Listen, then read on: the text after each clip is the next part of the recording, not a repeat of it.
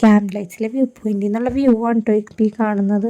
ഇവിടെ കുറേ നേരം നിന്ന് കാറ്റുകൊണ്ട് ശേഷം ഞാൻ നിർദ്ദേശിച്ചിട്ട് എന്നാൽ നമുക്ക് പുറത്ത് പോയി കുറച്ച് നേരം നടക്കാം. കാരണം അങ്ങോട്ടേക്ക് ഒരു വഴി ഞങ്ങൾ നേരത്തെ നോട്ട് ചെയ്തിരുന്നു, അങ്ങോട്ട് ഞങ്ങൾ പോയിട്ടുണ്ടായില്ല.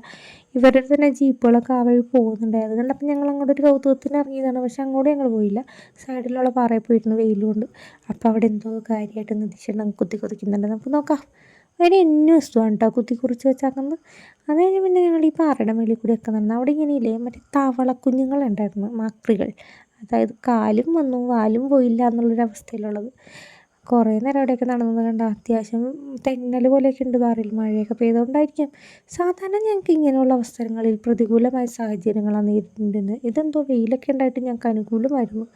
അങ്ങനെ കുറേ നേരം അവിടെ നിന്ന് വർത്താനം പറഞ്ഞിട്ട് ആരും ശല്യത്തിനൊന്നും മുന്നേ ഉണ്ടായിരുന്നില്ല. കുറച്ച് നേരം കഴിഞ്ഞപ്പോഴത്തേക്കും അവിടുത്തെ ഒരു പയ്യൻ വന്നിട്ട് പറഞ്ഞു കുറച്ചും കൂടി മുന്നോട്ട് പോയി കഴിഞ്ഞാൽ ഒരു വ്യൂ പോയിൻ്റ് ഉണ്ട്, അവിടെ പോയിരുന്നാൽ സൺസെറ്റ് കാണാം, എല്ലാവരും അങ്ങോട്ടേക്കാണ് പോകുന്നതെന്ന്. പിന്നെയും നടന്നു അങ്ങോട്ടേക്ക്. കുറച്ചൊന്നല്ല, കുറച്ചധികം നടക്കാനുണ്ടായിരുന്നു. ഈ കയറ്റവർക്കൊക്കെ ഉണ്ടായിരുന്നു.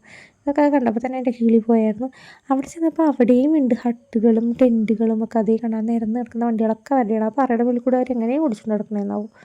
അത് കഴിഞ്ഞതാ എല്ലാവരും ഓരോരോ സ്ഥലങ്ങളിൽ ഇപ്പുറപ്പിച്ച് സൺസെറ്റ് കാണാൻ റെഡിയായി. ഞങ്ങളുടെ ഇപ്പുറം ഇരുന്നവർ നല്ല പാട്ടൊക്കെ പാടി എൻജോയ് ചെയ്യുന്നുണ്ട് കേട്ടോ. ഞങ്ങളതൊക്കെ കേട്ടു. വൈകിട്ട് ക്യാമ്പ് ലൈറ്റ്സിൻ്റെ വ്യൂ ഇതാണ് കേട്ടോ. അടിപൊളി ആംബിയൻസ് ആയിരുന്നു. പിന്നെ ഫുള്ളും കുറേ പേര് കിടന്ന് കുളിക്കുന്നുണ്ടായി.